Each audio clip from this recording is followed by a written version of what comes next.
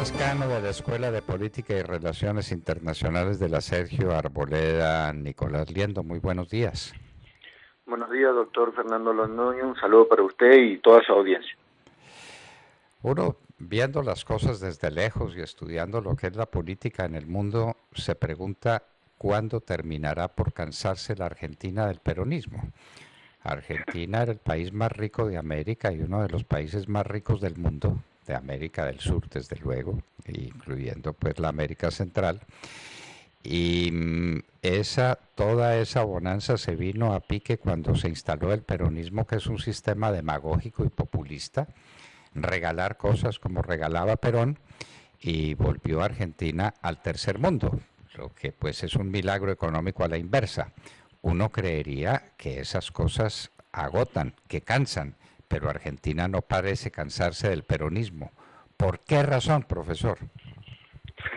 Sí, es muy interesante la paradoja que usted comenta, doctor Londoño.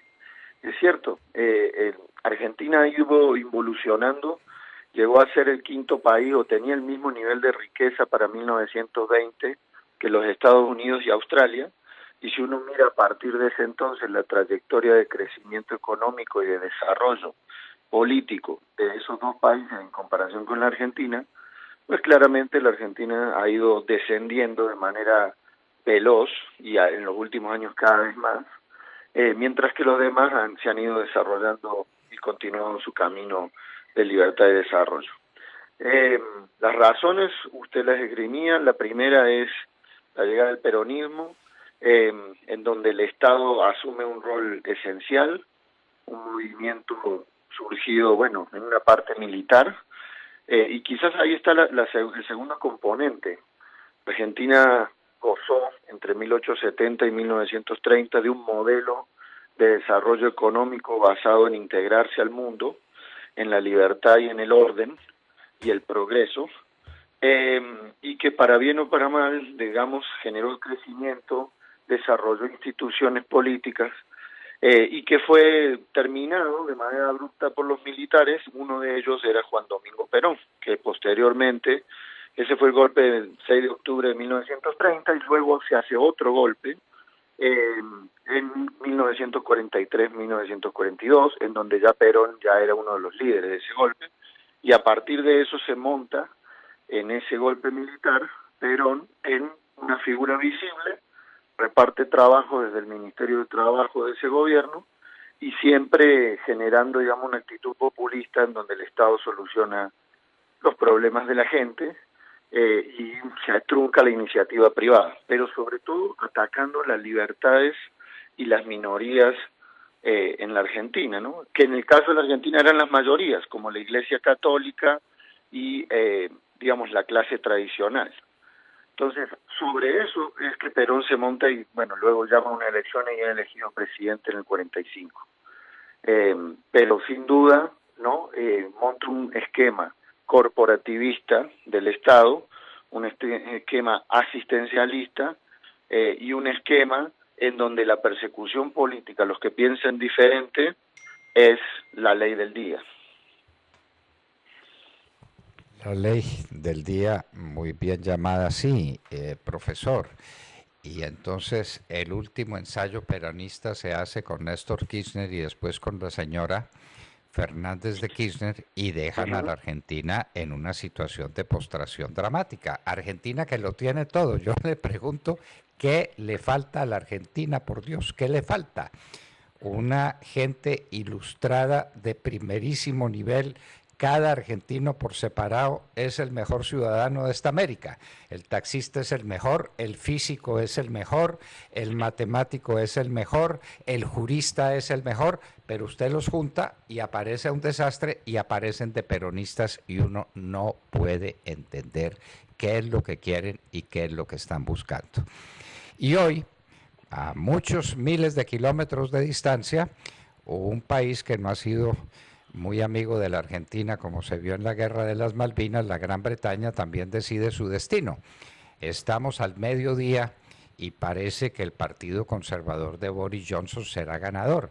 ¿Qué impacto tendrá eso en la Gran Bretaña y desde luego en la Unión Europea, que estará muy afectada con el retiro de la Gran Bretaña de ese grande orden institucional y político que es la Unión Europea. ¿Cómo lo ve usted?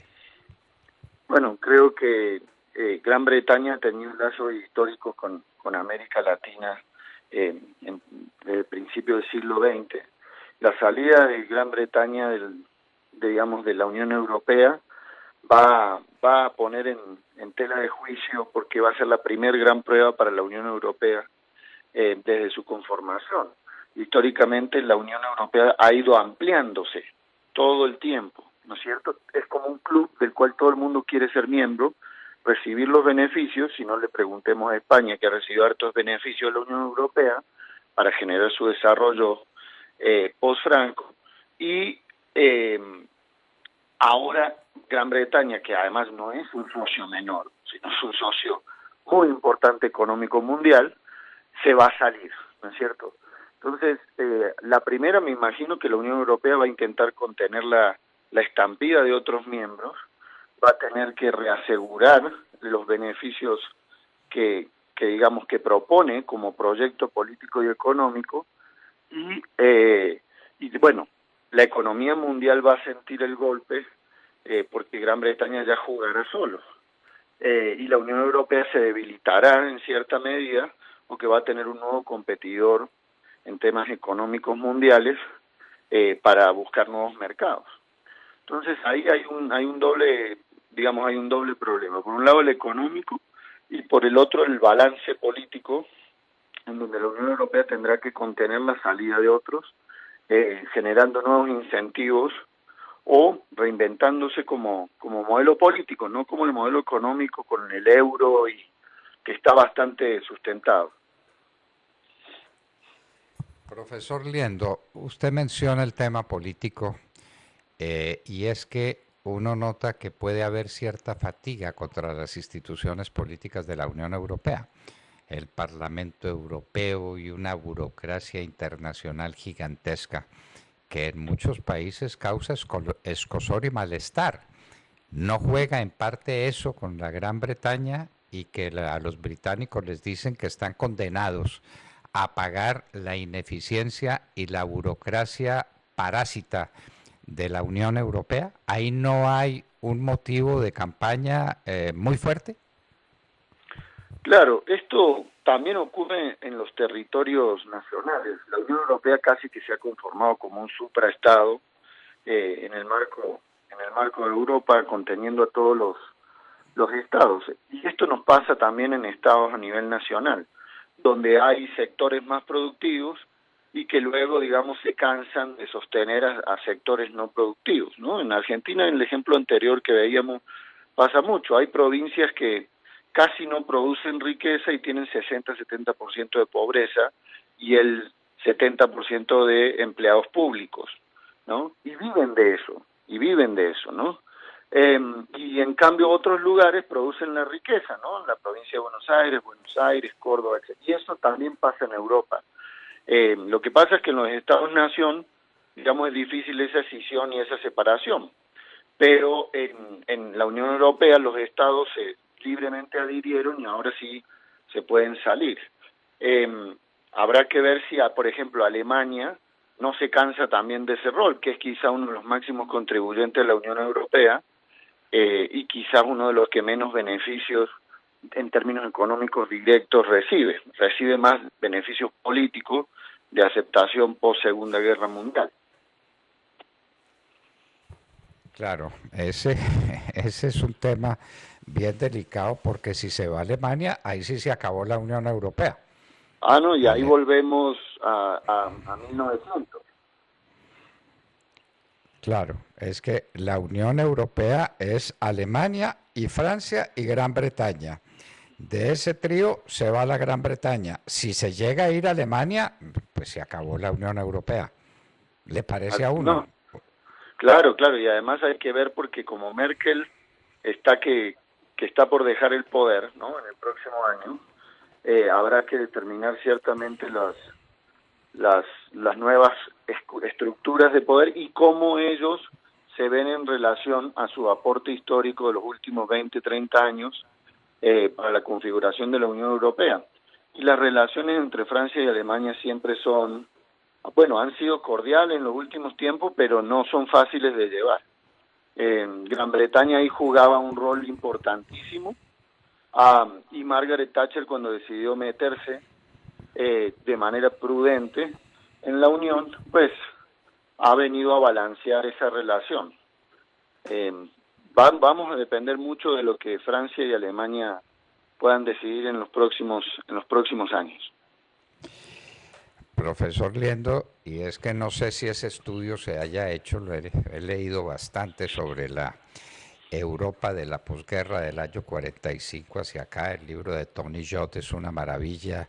Hay uno nuevo de Jan Kershaw, fantástico también, pero es que es otra Europa. Es que la migración ha sido de tal tamaño y de tal significación que la Europa que conocíamos hace 50 años no es la Europa de hoy.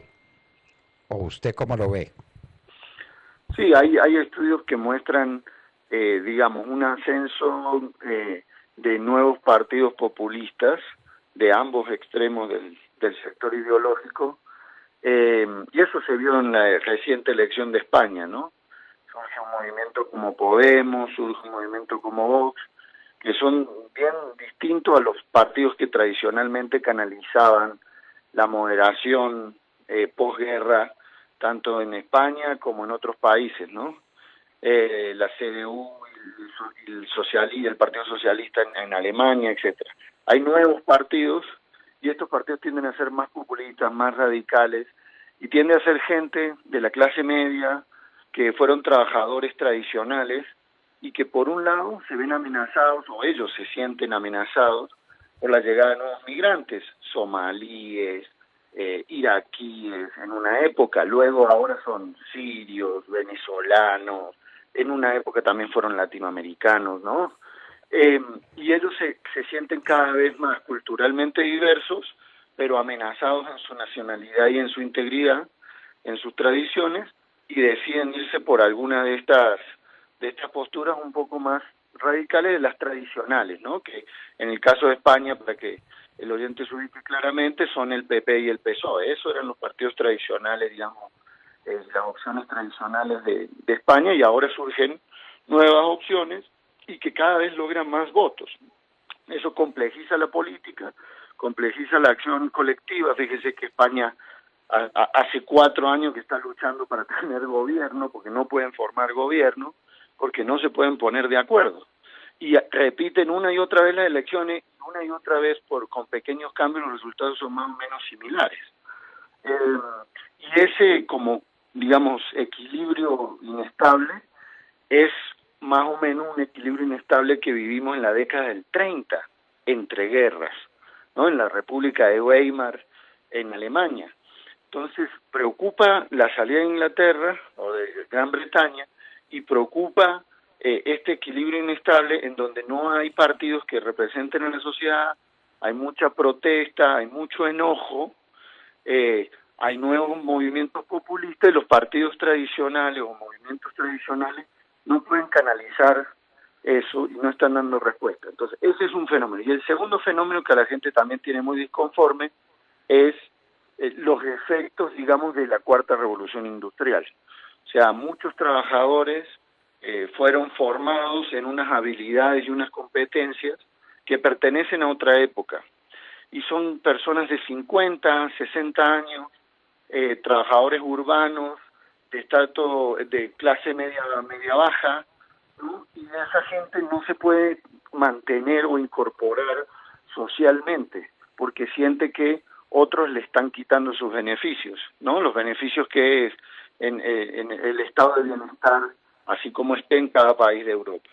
Entonces eso también lleva al enojo, a la radicalización y sobre todo a una apatía con las instituciones de la Unión Europea, porque ese es un discurso de los políticos. Dicen, tenemos que sacar plata de ustedes, sacarles beneficios a lo nacional para darle beneficio, no sé, a Eslovaquia, a Lituania, a otros países que lo necesitan para incorporarse.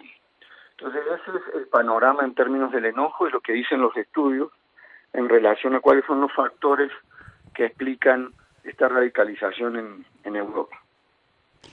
Qué apasionantes estas reflexiones, profesor. Muchísimas gracias por compartirlas con nosotros y con todos nuestros oyentes. El mundo que no es el nuestro, el mundo que está más allá de la parroquia.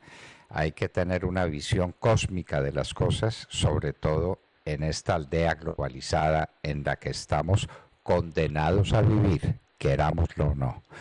Profesor Nicolás Liendo, muchísimas gracias por estar con nosotros en la hora de la verdad. Muchas gracias, doctor Londoño. Feliz día.